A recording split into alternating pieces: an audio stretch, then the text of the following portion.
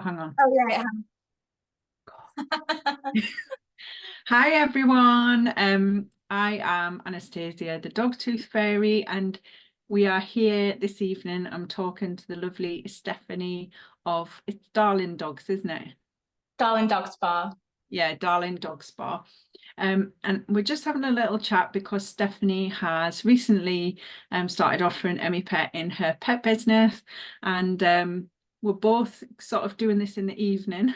And it's we thought we were going to be optimistic and our kids would be in bed by maybe 8:30 p.m. and that we could do this together, but my child is still wide awake and I've put her in a bedroom watching Frozen, so she could come in at any time, but we're just going to roll with it and see how it goes. And your hobby is putting your boy to bed, Yeah. isn't And I've come into the salon for some peace and quiet. it?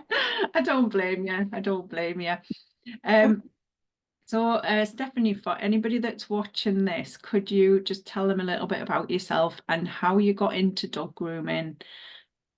Yeah. So when I was 17, I went to college and I was studying animal management and veterinary medicines because I knew I always wanted to work with dogs or animals. I wanted to be a zookeeper, then a vet, then a marine biologist. Um, so while I was studying that, I wanted to work with animals at the weekend. So I tried to get a job in a vet's and it was just impossible. Obviously, I had no experience or anything. So I got a Saturday job at a groomer's and I absolutely loved it. I was just bathing and drying, sweeping up, and I didn't ever see dog grooming as a career at all. I didn't even really know much about it. But anyway, I started training to be a groomer, fell in love with it, and then that was it. I just went full time doing that. I was at that salon for 14 years, and I felt like I grew up there. Yeah. Well, essentially, I did grow up there. But the more I did it, I just loved it. I just loved helping the dogs, and you get some dogs that just you can tell that they're grateful for having the haircut. You get them cases. And then after 14 years there, I thought it just wasn't right for me. It was Mhm. too chaotic. Yeah. I just thought it's not right. And it wasn't good for my mental health at the point. So I ended up opening Darling Dog Spa, which was Uh-huh. the biggest leap I've ever done. It was so frightening Yeah. because I thought I've got a steady wage. I was at that place for 14 years and I Yeah. thought I'd be stupid to give that up. Yeah. Um, so me and my husband clubbed together and was like, right, it's now or never. Let's just Mhm. do it. Yeah. So we did it. We knocked down our garage that we had, and then built this from scratch with the Right. intent of being a spa for dogs. Yeah. And then I started advertising. I opened in August 2022. I Right. started advertising in June, and Uh-huh. by July, I was already fully booked 2 months ahead. Right. And from October that year, I was fully booked and couldn't take on any more clients at all, and I just couldn't believe it. I was Yeah. just amazed. But because I'm, what would I say, specializing in being a spa, Hmm. I do grooming, but my real niche is the spa and holistic style grooming. Yeah. And at that time, I was the only one offering that in the area. Yeah. So I think that's what helped me, and completely one to one as well, which Yeah. is a lot better for a lot of people. So yeah, that's how it all started. Yeah. Yeah. And I think it is that really scary thing to take that leap from being in employment and having your guaranteed wage, you get your holiday pay and everything like that. And it is such a leap to take. But I mean, I don't know if you'll agree with me here, but I do think that self-employment, I'd never ever want to go back to being Yeah, an employee nothing now. beats it.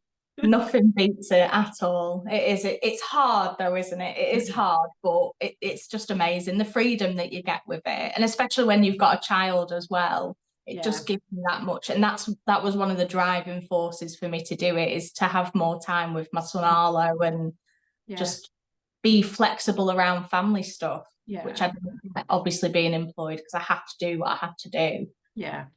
Yeah, it's amazing. It really is. And so what got you interested in the idea of Emmi-Pet? When did you first hear about Emmi-Pet? Well, I'd heard about it for years, and then I'd seen online loads of groomers were doing it, but it just never clicked in my mind. And then when I opened Darling Dog Spa, I noticed a lot of customers asking if, oh, do you do teeth cleaning treatments? So I said, oh, no, it's not something I offer at the minute. So then I just started doing, oh, I've got my own dog, which I'd waited for years for. So we finally got a dog. And then I was trying to brush her teeth in the house and I just couldn't do it. And she wouldn't still. So I thought, oh, that's an idea. If I'm struggling, everyone else will be. So I started out just doing the normal, just dog toothpaste and a doggy toothbrush. And I was offering that as a service to test the waters. Yeah. So I was doing that for a few months. But as I was doing it, I noticed it wasn't doing anything. It's nowhere near what needed to be done because everyone was asking for it. There was tartar build-up and staining. And what I was offering, it wasn't anything that was going to make a difference. Yeah. And I kept seeing Emmi-Pet more and more. And then we visited the stand at Crufts. So I was looking at it then, but I still didn't make that push to do it. And then my best friend, she's a groomer, mobile groomer. She started offering it. And I thought, and she was telling me all the details and the science behind it. And I thought, oh, wow, it's like there was so much that went into it that I didn't realize. And I think that was just ignorance on my part, just not putting my all into thinking about it. So she kept saying, you need to do it, you need to do it. And I thought, oh, I don't know. And I kept saying to her, people around here won't pay for that. That's all I kept saying. Yeah. She said, well, we don't know if we don't try. So she started doing it and she did amazing with it. Yeah. And obviously seeing her results and actually knowing her, because it's different seeing it online. Like you can't really speak to them about it. So then that's what like planted the seed in my head. And then, so I kept thinking about it. And then I noticed because I'm not taking on new clients, I had these little gaps that I just couldn't fill. Like if I'd finished grooming, but then I had to pick my son up from school, there was about an hour's gap that wasn't enough from groom. So then my friend said, well, you could be doing teeth cleaning in that time. And I thought, but no one's going to pay for it. And that's all I kept saying. And then I thought, no, it's now or never. So me being me, I just went online, ordered your training, ordered the kit. And then once I watched your training video, that was it. It's like it all clicked into place for me. Like listening to how it all works and, the benefits and the prevention. And that's when it really clicked. And then I felt dead excited about it and passionate about it. Like, this is really going to make a difference. And we can work with the owners and the vets and this can really work now. So that, that's how it all came to be. And it seems like it's really like taken off quite well in your salon, from like you having this sort of negative self-doubt and thinking, oh, no one's gonna like pay for it round here. Have you been quite surprised of how it has like taken off? Absolutely. I mean, even after I did the training, I still had that doubt, like, I can't do that. What if I don't know how to do it? And I'm such a perfectionist with grooming and I drive myself nuts with it. So I thought, what if I'm not going to get the results that I want? Or what if the dog won't let me do it? But I thought, right, let's just do it. So I started advertising and I practiced on family and friends' dogs first because I didn't want to advertise and not have an idea, because obviously I'd done the training, but it needed to be put into practice. So I practiced on family and friends, and the first ever one I did, I was a hot mess. I was just so anxious, like, oh, what if, but the dog was so good and its mouth was perfect for Emmi-Pet, so that it was good. So yeah, once I'd done that, I'd got my before and after pictures, so I knew that I had something to market for then, because I didn't want to just use stock pictures. I think a lot of clients want to see real results. So once I'd got all that done, got myself on Canva, created all my little marketing pictures. And then, as soon as I started advertising, I think I've done about 18 consultations in, what is it now? Just over 3 weeks since I started advertising. That's incredible. I couldn't believe it. And then I've already done like 2 or 3 sessions on after that with some dogs as well. So Wow. and there's been a lot I've said no to as well. Yeah. But yeah, it's been really good. I couldn't have wished for it to have gone better. And Yeah.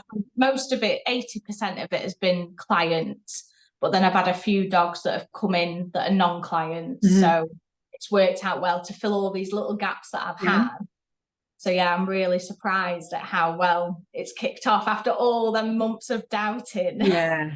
Yeah. And I was like you know, with the doubt about it all, because it is a big investment, you know. It's quite an outlay. You've spent a lot on kitting your salon out, you spend a lot on dog grooming training, and then you've got to sort of like find maybe like a couple of £100 to get this toothbrush, and it can feel like a big outlay, and you're like, am I going to get the clients, am I going to get the result? And I had exactly the same doubts as you, and I was very much like you. As soon as I started offering it and seeing how many people signed up to it and how much extra revenue it brought in for what felt like very little extra work, and I was like, oh my God, this is amazing.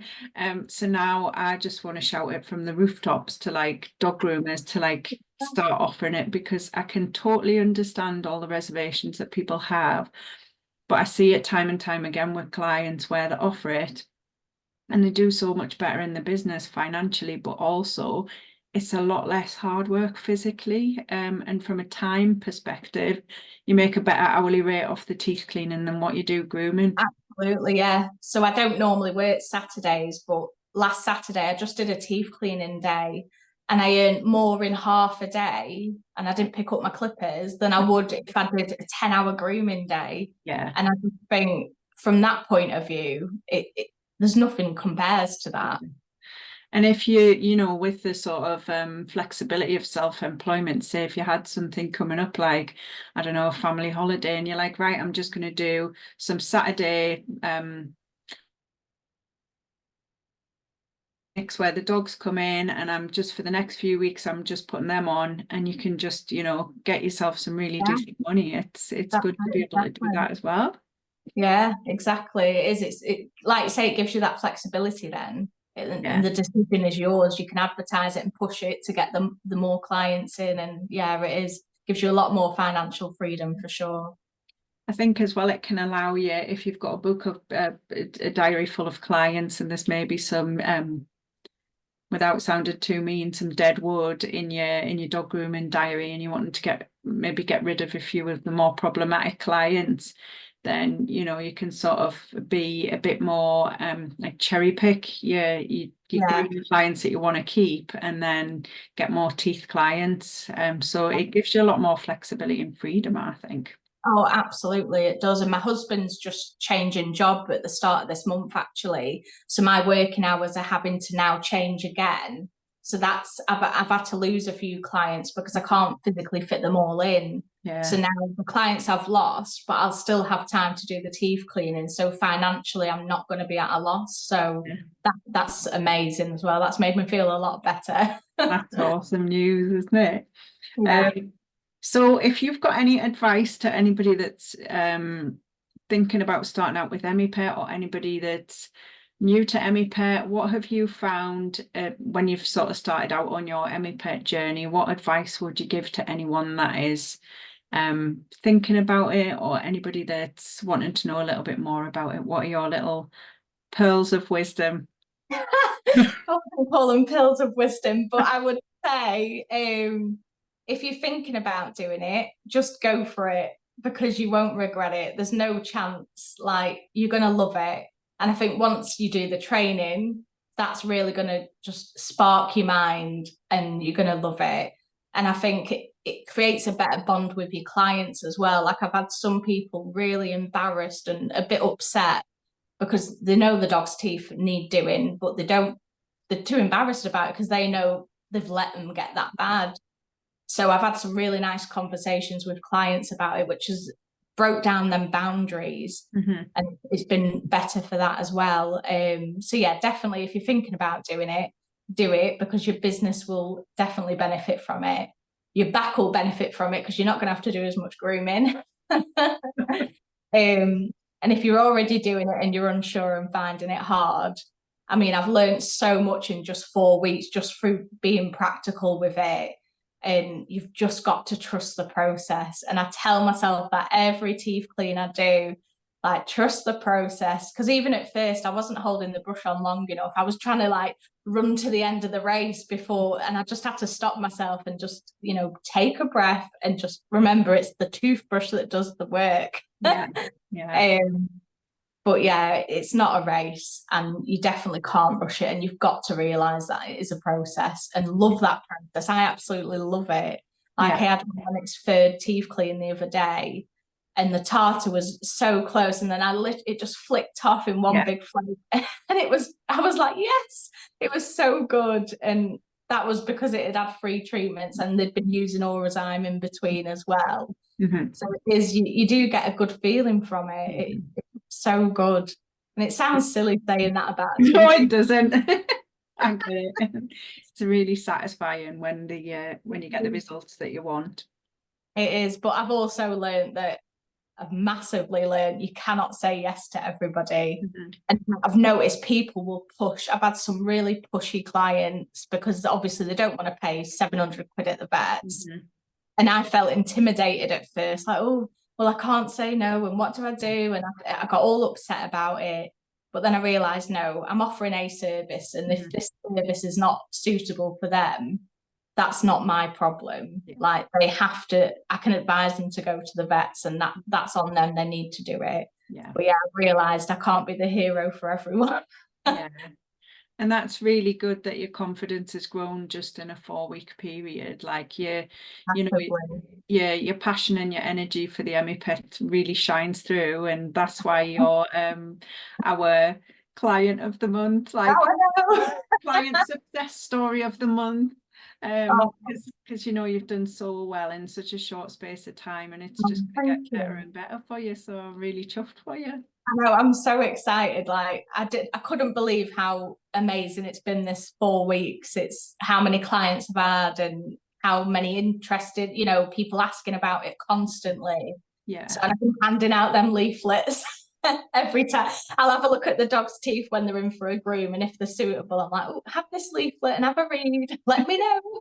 And I think as well, because you've been in dog grooming for such a long time, you can be doing the same thing, the same old thing, sort of week in, week out, and you can almost sometimes like lose a little bit of your spark for dog grooming, or lose a little bit of your mojo. And I think just finding something new that can invigorate you and give that new lease of life almost, really positive. Yeah, and that's what it's done, because obviously 14 years at the other salon, it was just the same in and out every day. And it was almost miserable. It was just like conveyor belt. And then when I opened here, I was doing the new spa packages, and that was just so exciting. But obviously I've done that for 2 years, and I love it. And it is exciting finding out the new packages I'm going to do. But this has just really given me that oomph. Like, I love it. I absolutely love it. Oh, well, thank you so much for chatting to us. It's been no, thank you for having me. I'm gonna leave everybody and see if my child's fallen asleep. Well, I hope it has, because I know mine won't have. So until 10 o'clock at least. Thank you so much for joining us, Stephanie. And can you share your social media in case people want to check you out? Oh yeah, I will do. So it's Darling Dog Spa on Facebook and on Instagram as well. Just Darling Dog Spa. Oh, brilliant. Thank you so much. Thank you very much. Take care. Bye. Bye.